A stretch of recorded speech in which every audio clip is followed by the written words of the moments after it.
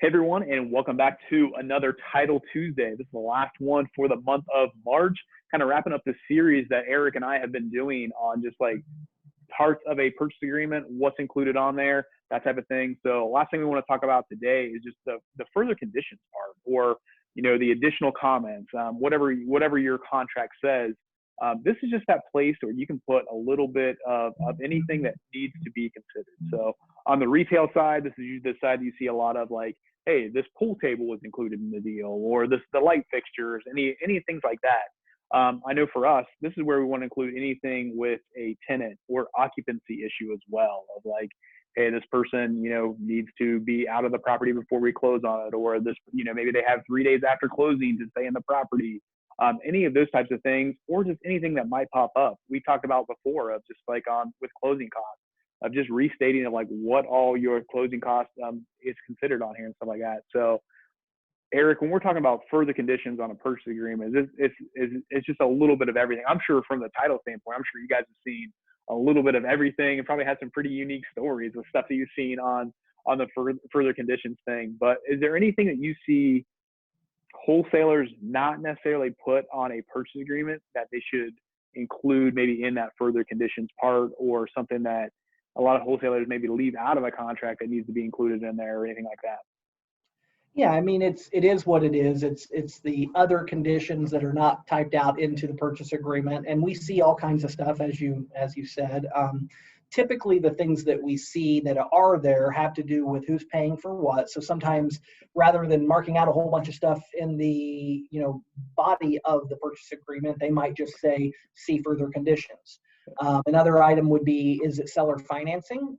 Because we might need to see a financing addendum, which might be just listed as see financing addendum as you get to the further conditions or the other conditions. I mean, it's kind of a mixed bag. How are you going to pay for stuff? What's being included with the property? As you mentioned, on the retail side, we see that a lot. How is it maybe being conveyed through seller financing with a land contractor, a note and a mortgage? Tax prorations, I mean, that's another one we've had an episode on, we've talked about several times, but sometimes somebody just wants to make sure they're stating clearly how those are being settled at closing. And so that oftentimes falls into further conditions. I'm trying to think of anything that would be missed often. I think I can't really think of anything that wholesalers miss. If anything, wholesalers just don't have that in a lot of their purchase agreements at all. So make sure you do have a purchase agreement that gives you a few blank lines at the bottom. If there's nothing, simply put NA, or draw slash through it so that nothing can be added to that later, because it's important that if you're leaving blanks, somebody might want to add things to that blank later, between the parties. And so you want to make sure you're just crossing it out or writing NA in there. And this is something that as a wholesaler that I always like to consider, like any of those conversations that I have with the seller, or even with the buyer, any of those conversations I have that's not included in there on the regular purchase agreement, or just even if it is and they want it restated, throughout those conversations, just throw it in there so they know, they feel a little more comfortable with it, they're okay with it. Maybe you can't put any marketing signs in their front lawn for 2 weeks. Maybe you're planning on putting marketing signs in there and you haven't disclosed that to them. Maybe that's something you can put in that contract.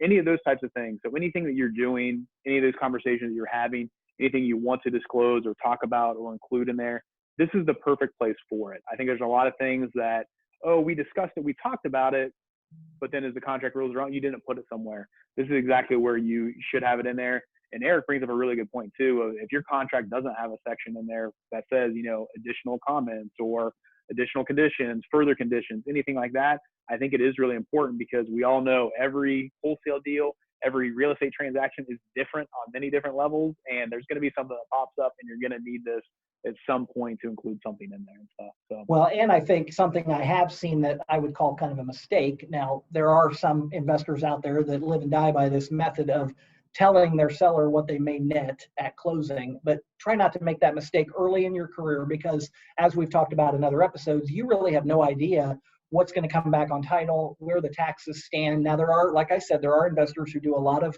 their own investigative work ahead of time. They're asking the right questions. They're asking to see statements. They might put, pending title review seller to net this. But what oftentimes happens is we get to closing and somebody has put seller nets, let's say the purchase price is 50,000, seller nets 45,000, but after we've accounted for the prorated taxes and we've accounted for maybe there was a lien against the property or a judgment against the seller, and then we put it as the statement reads, because that's important. We have to follow what the purchase agreement says when we build our settlement statement. So if you didn't mean to say that he nets 45,000 out of that 50, don't put it in there. But if you did, we're going to build the settlement statement and you're going to be on the hook, or the buyer on the wholesale deal is going to be on the hook for that additional fees. Then we find ourselves in a position of redoing the settlement statement, so that because, oh, we didn't actually mean that, and now we need to do an amendment to the purchase agreement. It's just too much paperwork. So unless you're very experienced in your mathematical skills and detective work, try not to use the other agreement section to tell us what the seller will net. And try not to do that just in an instance of like you try to negotiate with the seller where I'm going to put in here that, they're going to net 45,000. You have no idea what could be the state of the title. Yeah. From my experience, sellers that are pushing for something like that, a statement like that, usually have something on there that they haven't told you about. And they kind of That's exactly right. So a little tip, something happens there. I know one of the things that I do like to put into further conditions too, even though it can't really be enforced at the closing table or anything like that, but I like to put in the condition of like, how much are they cleaning out? Are they leaving everything in there? Is the property going to be, broom swept and cleaned out or something like that? Now, like I said, I can't really enforce that at the closing table or anything like that, but it's something that the seller sometimes knows it's in the contract. So it helps me get the property cleaned out maybe a little bit more if that's my expectations, or maybe I'm not going to close on it until it is cleaned out.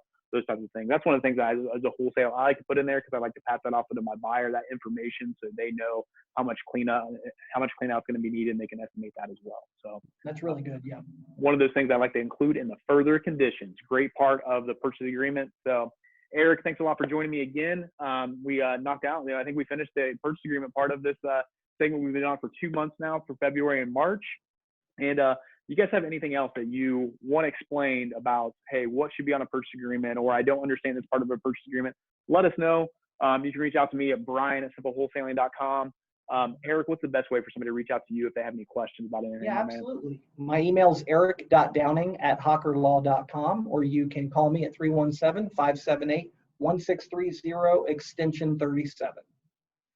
Awesome stuff. Awesome stuff. And this is a wrap for another Title Tuesday. See you guys next time.